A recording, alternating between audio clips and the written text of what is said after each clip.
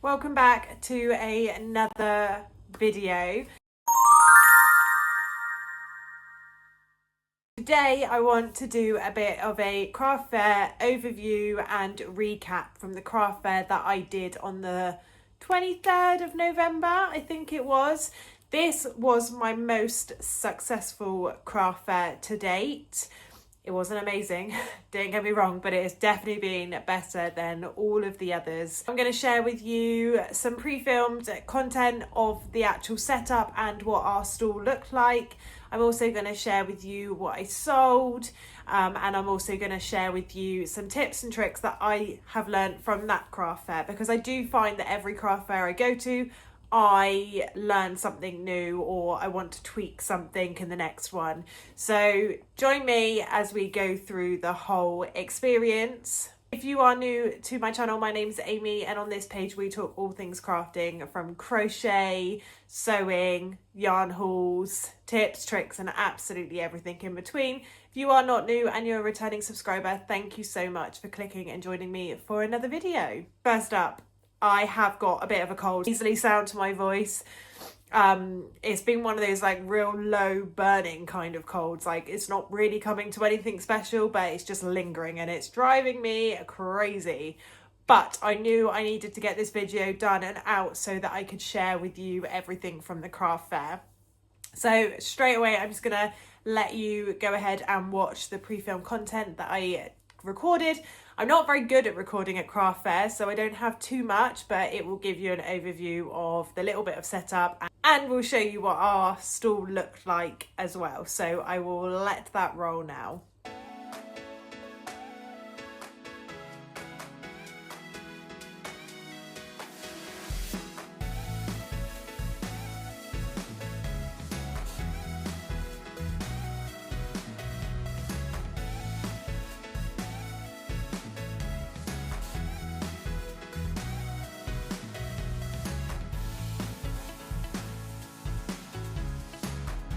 Okay, cool. So the bit that you've all clicked on this video to watch is what did I sell. So if you've watched, I think, my other two craft fair videos, I will link them up here so you can go and check out the others if you like.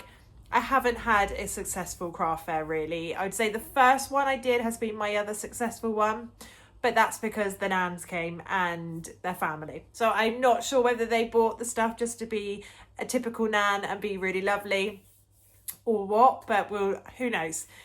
However, that has probably been my most successful one until this one. So this actual event was the biggest event out of all the craft fairs that I've done. It was a Christmas themed craft fair, and whereas I have done this venue, was the first venue I've ever actually done a craft fair at in September. This time, it wasn't just one room. They opened up the whole community centre. So I think, all in all, either 3 or 4 rooms were open and full of homemade crafts. So it was amazing. It was really lovely. I made sure I took time to go and have a little look round, speak to other stall holders, have a look at what they were selling and what they had on offer, because it's Christmas and I also love to gift homemade crafted items, something that's a little bit unique that I couldn't go to a shop and buy. From my memory, this was a couple of weeks back now, I'm very late in recording this video, I don't think there was any other crocheters there. And this is something that's always actually surprised me at all of the craft fairs I've done now, and I think I've probably done 4, maybe 4.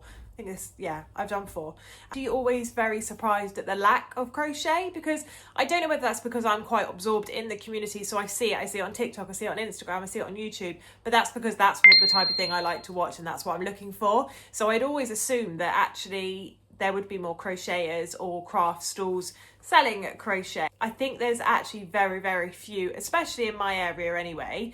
I think I've been to some fairs where there's been a couple of pieces of crochet, but I've not seen a whole person's stall being just crochet, whether that's because the organisers choose to limit the crafts for each craft fair, quite possibly.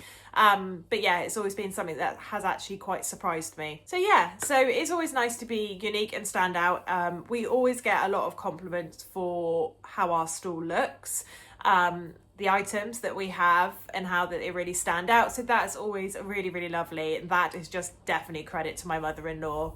My Love for Crochet over on Instagram. I will pop the link to her profile below. She has just got an eye for detail, like 100% has an eye for detail. I don't. I'm not one of those people that could walk into an empty room and style and design it. That's just not how my mind works. But she has definitely got that attention to detail, that display kind of ability to make something look incredible. So definitely credit to her for that. What you've all come for. I've got my trusty notebook and I have written down what I sold. It's definitely not huge by any stretch of the imagination, but I have actually got my craft box here, so I thought I would show you the items just in case you didn't know what they were, or if you're thinking of doing craft fairs and you want some ideas, then I'll show it to you.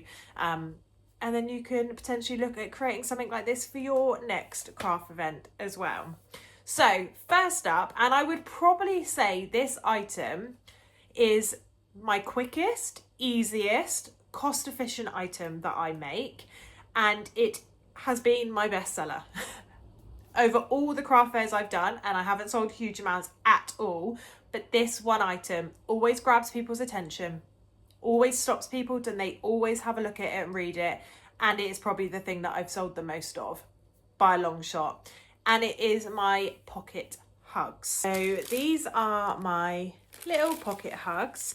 So as you'll see, this is the only piece of crochet, and it is a little crochet heart. As a crocheter, you will know that this heart will take me minutes, not long whatsoever. It doesn't use up much yarn, but it's really efficient, and I've got a little poem on it that just says, "This little heart is full of love and hugs, so keep it close, squeeze it tight, and know that you are loved." And I have done two different variations. I don't know if I can show you. No, I don't think I've got any left, but I've done two different variations. So still on the craft card, but just in different font, but the poem is the same. But there's so many poems out there that you could use for this. And then I've just put it in a little cellophane packaging that I got off Amazon. And I just think it's a really lovely gift. I don't sell them for very much whatsoever. I think like £2, if that. But they're really popular. People like them. Even if they don't buy them, they stop and they look at them.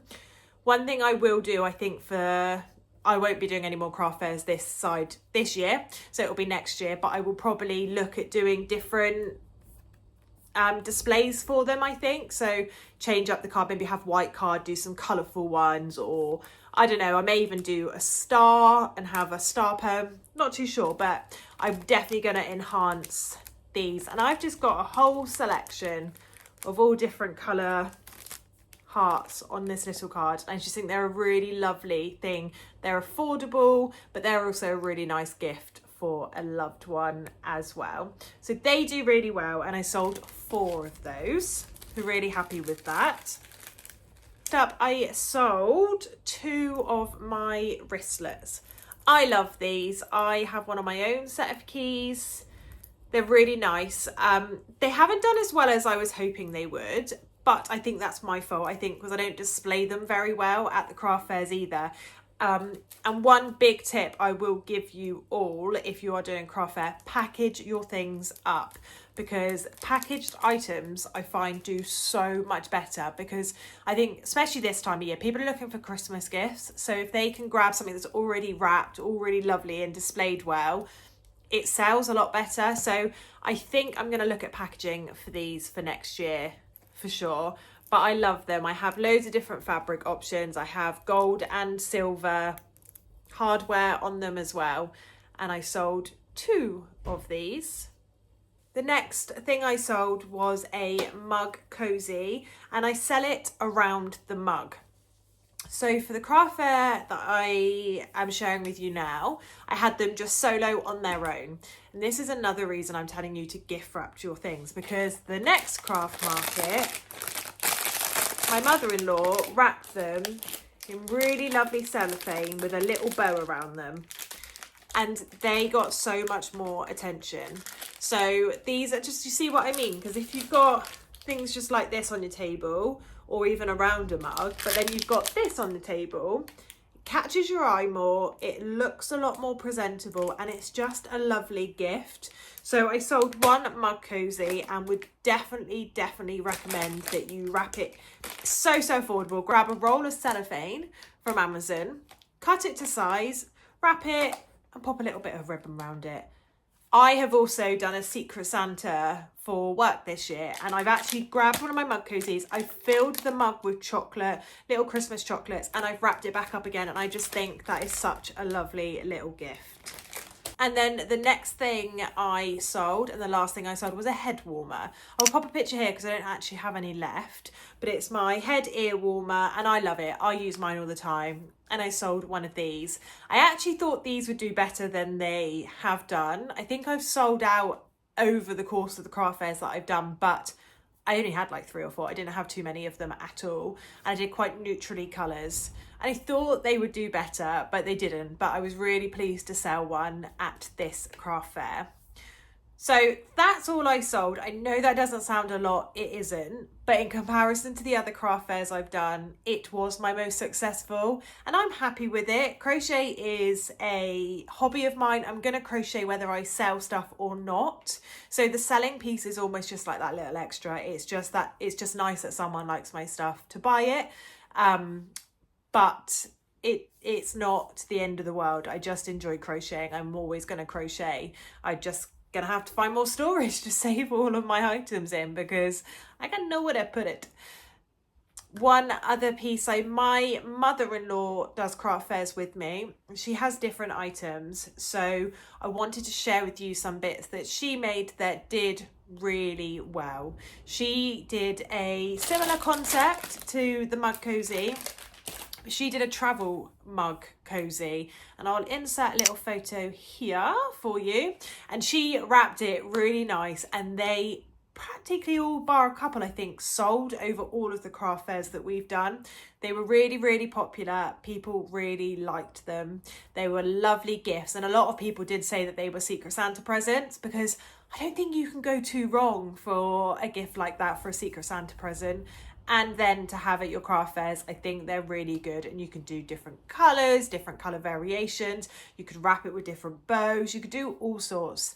So that would definitely be a recommendation I would give you if you've got craft fairs coming up, is do some mug cozies or some travel mugs. Travel mug cozies definitely did better than my mug cozy. So just bear that in mind as well. She also made some really cute little bobble hats.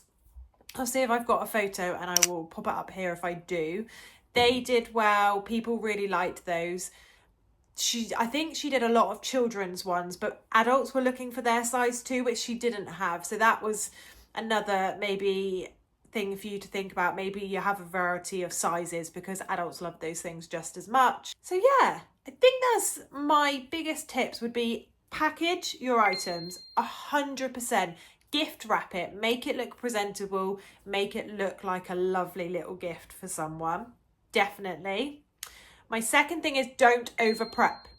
I don't know what your area will be like, but I've said this before in one of my other craft fair vlogs. I watch too many American, Canadian vlogs of markets, and they are just on such a bigger scale than UK ones. From my experience, I could be wrong. Maybe I just live in that area where craft fairs aren't a big thing, but I've not once sold a huge amount of things, and I have now got a whole box full of prep, and I stressed so much to prep for the craft fairs, and I didn't need to worry. I really didn't. So try not to have too much. It's very easy to fall in that trap, to panic, to stress, and just over crochet or over sew items. Just take a selection, and then if that does really well, then you know what to do more of. I just wouldn't put too much pressure on yourself. But they're good fun. Like, I've loved every craft fair. Like, I've even had a craft fair where I think I've sold one thing. But I loved it. I love speaking to other craft stall holders. I love having a look at the items that they have made and they've created. They're always so unique and so lovely. So it's always a really nice day out regardless. So yeah. I hope that's given you some inspiration. I hope it's nice and interesting to see how other crafters are doing at craft fairs. Doesn't always have to be amazing. It really doesn't. Take the experience, learn from it, and move forward. but I wanted to share that with you. I will have another craft fair vlog coming up very, very soon because I did one the following week, but I just need to film that and get that out to you. And that was a whole different experience again. I feel like every craft fair that I've had have been completely different from the other one. But I hope you've enjoyed this video. Like I said, I hope it's given you some ideas and a little bit of inspiration. If you've liked this video, don't forget to hit that like and that subscribe button to be notified of any future uploads. I will put some links in below of my other craft fair vlogs so you can just go and check them out if you'd like. But thank you so much for joining me today for this video.